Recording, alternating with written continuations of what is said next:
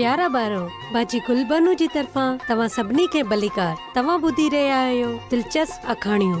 अचो त अॼु जी अखाणी ॿुधूं ऐं लुत्फ़ अंदोज़ थियूं। यिर्मयाह ऐं बारूक।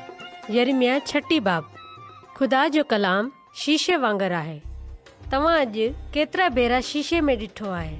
मरकज़ शीशे में ॾिठो, हू हैरान थी वियो, पर साबुण ऐं पाणी इस्तेमालु करण जे बदिरां हुन कावड़ में शीशे खे फर्श ते उछलायो।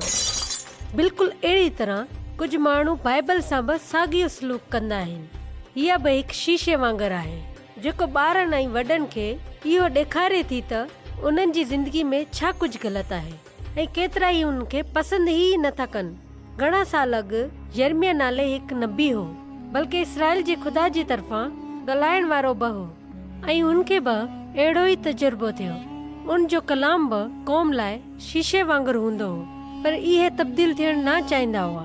ख़ुदा उन्हनि जे लाइ घणो सब्र कयो, 50 साल ताईं इंतज़ार कयो।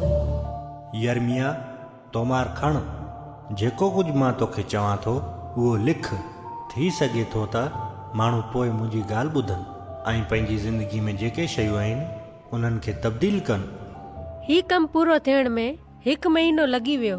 यिर्मयाह ख़ुदा जा लफ़्ज़ पंहिंजे मददगार खे ॿुधाया ऐं उन हिकु लफ़्ज़ लिखी छॾियो। बारूक, आख़िरकार असां पंहिंजो कमु मुकमल करे छॾियो। तूं ॼाणी थो त मां हेकल में नथो वञी सघां। तूं हुते वञ ऐं ही तूमार पाण सां गॾु खणी वञ।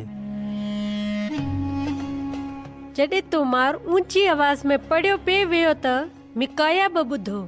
उन जल्दी सां बादशाह जे महल में पंहिंजी मुंशी जी ॻोल्हा कई। बारूक हेकल में ख़ुदा जो कलाम पढ़ियो। असां उन रीति नथा रहूं जीअं असांखे रहण घुर्जे। ख़ुदा असांखे सज़ा ॾियण वारो आहे।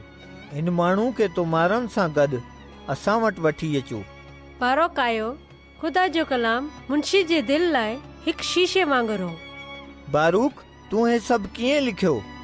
यिर्मयाह मूंखे लिखायो ऐं मूं उनखे मस सां लिखियो।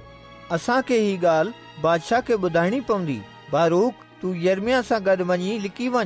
कंहिंखे बि ख़बर न पवणु घुर्जे कि तव्हां ॿई किथे लुकायल आहियो। बादशाह यहोयाकीम आराम सां पंहिंजे सियारे वारे घर में भाउ जे साम्हूं वेठल हो। उनजी ज़िंदगी में घणियूं अहिड़ी शयूं हुयूं जेके तरतीब तौर ठीकु न हुयूं, पर हू बिल्कुलु बि ख़ुदा जी ॻाल्हि ॿुधणु न चाहींदो हो। जॾहिं कुझु हिसा पढ़िया विया त हू उथियो, छुरी खईं ऐं कुझु तोमार कटे उन्हनि खे बाहि में उछलायो। हुन ही कमु जारी रखियो जेसीं ताईं सॼो तोमार सड़ी न वियो। लिखण वारी जाइ ते हर शइ ॿीहर लिखजी वई। ख़ुदा जो प्यार अज़ीम आहे। उन पंहिंजे कलाम खे असां लाइ बि लिखी रहण ॾिनो। मुंहिंजो तव्हांखे ही मशवरो आहे, बाइबल खे रोज़ाना पढ़ो ऐं पाण खे तब्दील थियण ॾियो। ख़ुदा चाहे थो त तव्हां सुठा लॻो, ख़ासि तौर ते तव्हां जो दिलि। ठीकु आहे ॿारो, हाणे बाजी गुलबानो खे इजाज़त ॾियो।